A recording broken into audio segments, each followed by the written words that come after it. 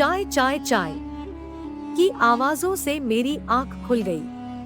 मैंने खिड़की से बाहर देखा। शायद कोई स्टेशन आ गया था और मुसाफिरों की भीड़ एक बार फिर शोर के साथ ट्रेन पर सवार हो रही थी। सामने की सीट पर बैठा नौजवान अपना सामान समेटकर उतरने को तैयार खड़ा था। तभी एक आवाज उसके कानों से टकराई, क्या ये सीट खाली है? एक नकाबपोश लड़की उस नौजवान से पूछ रही थी। आंखों को छोड़कर उसका सारा चेहरा नकाब में छुपा हुआ था। वो नौजवान बोला, जी हाँ। वह अपना बैग लेकर तेजी से आगे बढ़ गया। चूड़ियों की खनखनाहट के बीच वह सीट पर बैठ गई। धीमी खुशबू का झोंका उसकी रूह को खुश कर गया। उसने एक निगाह उस नाजुक नकाबपोश पर डाली तो हटाना ही भूल गया। कैसी जादू भरी आंखें थी। ऐसी हसीन आंखों का जिक्र तो अब तक उसने शायरी में ही सुना था। यह आंखें थी या किसी शायर की गजल। सामने वाले की नजरों का सामना होते ही उसने घबराकर नजरें हटा ली। मगर दिल को कौन समझाए। बज़ाहिर वह अपने चारों तरफ देखने लगा, मगर दिल वहीं अटक कर रह गया। शायद इन जादुई आंखों में खो गया था। बहुत समझाया लेकिन न माना तो एक बार फिर आंखों की गहराई में गोते लगाने लगा।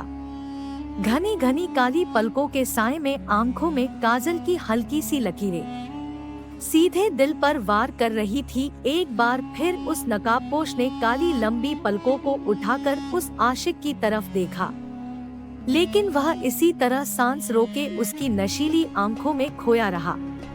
आपको कुछ कहना है? शहद से भरी आवाज मगर लहजे में गुस्सा लिए वह उससे बोली। नौजवान बोला, सफर लंबा हो तो अकेले काटना मुश्किल होता है, क्यों न हम बात करते हुए इस सफर को आसान बना दे। दिल की बात जबान पर उतर आई। लड़की बोली, मुझे एतराज नहीं। नौजवान बोला, फिर यह पर्दा कैसा? चेहरे के नकाब की तरफ उसने इशारा किया। लड़की बोली, बातों का पर्दे से क्या ताल्लुक? इस बार लहजे में गुस्सा न था। उस नौजवान का थोड़ा हौसला बढ़ा। बुरा न माने तो एक बात कहूँ। कहिए। इस हुस्न का दीदार चाहता हूँ। लम्हा भर की मुलाकात ने उस पर ऐसा जादू किया कि वह भूल गया इस तरह के गुस्ताख जुमले अदा करना ठीक है कि नहीं। आपको यह गलत फहमी कैसे हुई? चंद लम्हे की खामोशी के बाद वह बहुत संजीदगी से बोली, मेरी रंगत सलोनी है जिसे लोग पसंद नहीं करते। इन आंखों में वह रंग मौजूद है जिनके सामने तमाम रंग फीके हैं। वह बेखुद होकर बोला, आपकी आवाज में वो जादू है जिसे एक बार सुनने के बाद बार बार सुनने को जी चाहता है। मैं इस कदर फ्री कैसे हो गया था कि अजनबी की नाराजगी का एहसास भी भूला बैठा था। क्या वाकई यह अनजान लड़की पूरे तौर पर उसके दिल व दिमाग पर छा गई थी? यह जुनून, यह बेकरारी कैसी थी कि दिल उसकी तरफ खिंचा चला जा रहा था। कहीं यह सफर खत्म न हो जाए।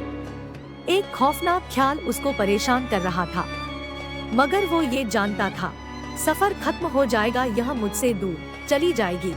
मैं भी अपनी मंजिल पर पहुंचकर इसे खो दूंगा। एक कसक रह जाएगी, बस एक ख्याल रह जाएगा जो रातों के सन्नाटों में चीख चीख कर मुझे झंझोड़ेगा। उफ, कितनी तकलीफ होगी। नहीं, तुम मेरी हो, मेरा दिल कहता है तुम मेरी हो। तुम्हारी आंखों ने मुझे अपना दीवाना बना लिया है। तुम्हारी आवाज की झंकार ने मेरे कदम जकड़ लिए हैं। चाह कर भी तुमसे दूर नहीं जा सकता। एक बार, बस एक बार मुझे अपने बारे में सब कुछ बता दो। मैं तुम्हें लेने आऊंगा, अपनी दुल्हन बनाकर सदा के लिए दिल में छुपा लूंगा। उसकी सोच ट्रेन की तेजी से कम न थी। उस नौजवान ने एक निगाह उन कातिल आंखों पर डाली जहां नमी के जुगनू जगमगा रहे थे। आप रो रही हैं? मालूम नहीं किस हक ने उसको यह सवाल पूछने का हौसला दिया था। लड़की बोली, नहीं तो। आंखों में कुछ चुभ गया है। शायद बात टालने का अंदाज अच्छा था। नहीं, मैं तो वैसे ही पूछ रहा था। वह अचानक मजाक के मूड में आ गया या फिर माहौल की संजीदगी दूर करने की गरज से बोला था। मगर यह इतनी दुखी क्यों हो रही है? उसने सोचा, आप मुझे अपना पता और मोबाइल नंबर देंगी ताकि मुलाकात का यह सिलसिला कायम रह सके। उस पर वो बोली, मैं किसी अजनबी को अपना पता और मोबाइल नंबर नहीं देती। इसी पते और मोबाइल नंबर की बदौलत यह अजनबी अपना भी हो सकता है। वह मुस्कुराहट के साथ बोला था। उसकी बेतकल्लुफी और बेबाकी ने उसे हैरान कर दिया। मैं न बताना चाहूँ तो लड़की बोली, तो कपड़े फाड़कर शहर की गलियों के चक्कर तो लगा सकता हूँ। वह फिर हंसा, मगर दूसरी तरफ आंसुओं का गिरना शुरू हो चुका था। आप फिर रो रही हैं? वह एकदम संजीदा हो गया। खुदा के लिए कुछ तो बताइए अपने बारे में। यह आपकी आंखें बार बार इन कीमती मोतियों को बर्बाद करने पर क्यों तुली है? वह परेशान था, मगर दूसरी तरफ पूरी खामोशी थी। आपने अभी तक अपना नाम नहीं बताया। आपने पूछा ही नहीं। वह रोते रोते बोली, अब पूछ रहा हूँ। ज़ैनब बहुत सपाट लहजा था। एक बिजली सी कौंदी दिमाग में गरज कड़क के साथ एक तस्वीर उभर आई। जुल्म की कहानी याद आई तो गुजरे वक्त के पन्ने खुलते चले गए और वो अपने गुजरे वक्त के लम्हों को याद करने लगी।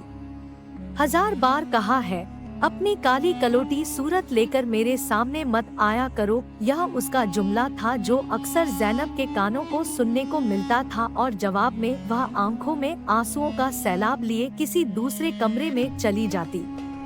यह जिल्लत, यह नफरत शादी के पहले दिन ही उसकी झोली में आनी शुरू हो गई थी और रोज बरोज उसमें इजाफा होता चला जा रहा था। वह जुनैद की माँ की पसंद थी, जो बड़े अरमान से उसको इस घर की बहू बनाकर लाई थी, लेकिन पहले दिन से ही अपनी सांवली रंगत की वजह से जुनैद को नापसंद थी। कभी नजर भरकर वह उसे देखता तक न था। उससे बातें करना तो दूर, अगर उससे सामना हो जाता तो वह अपना रास्ता बदल लेता। धीरे धीरे यह बेरुखी और नापसंदीगी नफरत में बदलती गई। एक नई नवेली दुल्हन जो आंखों में कितने ही सुनहरे ख्वाब सजाए शौहर की चौखट पर आई थी। पल भर में वह ख्वाब टुकड़े टुकड़े होकर बिखर गए थे और उसने आंसुओं को अपना मुकद्दर समझ लिया था। दिन रात के ताने और तकलीफ उसकी रूह तक को जख्मी कर देते थे, लेकिन कहर तो उस पर तब टूटा था जब जुनैद ने साफ लफ्जों में कह दिया, अब या तो मैं रहूंगा इस घर में या यह लड़की। इसकी मौजूदगी मुझसे बर्दाश्त नहीं होती। मुझे नफरत है इसकी सूरत से। उसने हिकारत से उसकी तरफ इशारा किया, जो एक कोने में खड़ी सूखने पत्ते की तरह कांप रही थी। नन साहिबा उसे बाजू से पकड़कर दूसरे कमरे में ले गई। कितनी बार तुमसे कहा है, जुनैद के सामने मत आया करो। उन्होंने उसके गाल पर मचलते आंसुओं को अपनी हथेली से पोंछा। एक ही घर में रहते हुए यह कैसे मुमकिन है आपा? वह हिचकियों के साथ बोली, हम कुछ दिनों के लिए तुमको तुम्हारे मायके भेज देंगे, फिर जुनैद को समझाने की पूरी कोशिश करेंगे। आखिर तुम मेरी और अम्मा की पसंद हो, बस जरा उसके दिमाग से गोरी रंगत का जुनून उतरने दो, फिर सब ठीक हो जाएगा। आपा की तसल्ली काम ना आई। सभी लोगों की मुखालफत के बावजूद जुनैद ने ज़ैनब को तलाक दे दी। ट्रेन एक झटका देती अचानक किसी स्टेशन पर रुकी तो वह अपने ख्यालों की दुनिया ये बाहर आई। नशीली आंखों वाली लड़की संभल कर उठ खड़ी हुई। वो नौजवान बोला, आप जा रही है? वह घबराया।